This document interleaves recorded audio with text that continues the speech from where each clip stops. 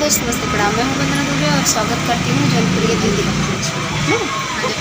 जौनपुरी दीदी के चैनल पे। और यही जौनपुरी दीदी जी, और इनके चैनल को सपोर्ट करिए। इसी चैनल पे जाएगा ना जौनपुरी, और इनके चैनल पे एक प्यारा प्यारा सा गीत गया है। आप लोग अकेले में भी बहुत अच्छा अच्छा गीत गाती हैं, तो प्लीज़ सपोर्ट करिए, इनके चैनल को आगे बढ़ाइए। आप लोग से रिक्वेस्ट है कि दीदी को कोई सपोर्ट करने वाला नहीं है, और दीदी आई हैं हमारे पास जो भी है, और एक दो गाना जो भी गाई हूँ, तो प्लीज़ इनके चैनल को सपोर्ट करिए। और ये भी बहुत अच्छा अच्छा गीत गाती हैं, इनके चैनल पे ज़रूर अपना प्यार दुलार दीजिए। दुनिया पहचानत और इनके चैनल को सब्सक्राइब करिए, लाइक करिए, कमेंट करिए, ज़्यादा से ज़्यादा शेयर करिए, ताकि आगे बढ़ सकें, आप लोग के बीच में अपना गीत ला सकें और इनको भी अपनी कामयाबी हासिल हो। ज़्यादा से ज़्यादा शेयर करिए। उधर हमारी दीदी हैं गायत्री शुक्ला दीदी, उनके चैनल का नाम गायत्री शुक्ला है। और पुलिस भाई आ रहे हैं, आप लोग देखेंगे। हाँ, गाना गाते हैं, वीडियो देखते हैं, बोल रहे हैं गाना। अरे रेखा उपाध्याय दीदी हैं, और इनके चैनल का नाम रेखा उपाध्याय है। इनके चैनल को सपोर्ट करिए, रेखा उपाध्याय। और इनको तो आप पहचान ही रहे हैं,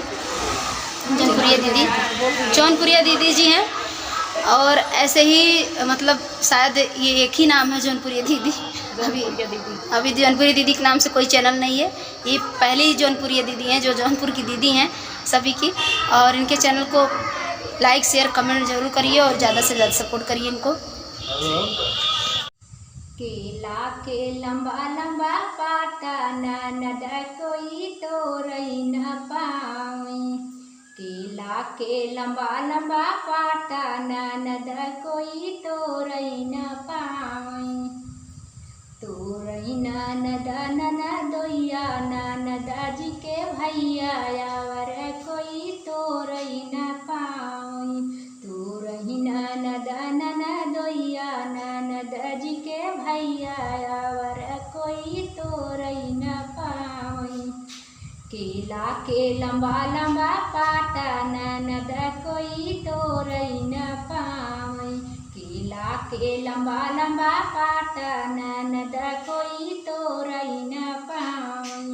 झझरे गेढ़ुआ गंगा जल पानी, झझरे गेढ़ुआ गंगा जल पानी।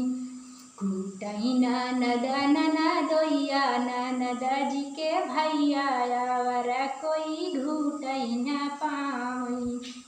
घूटई ननद ननदोइया ननद जी के भैया यावर कोई घूटई न पाई।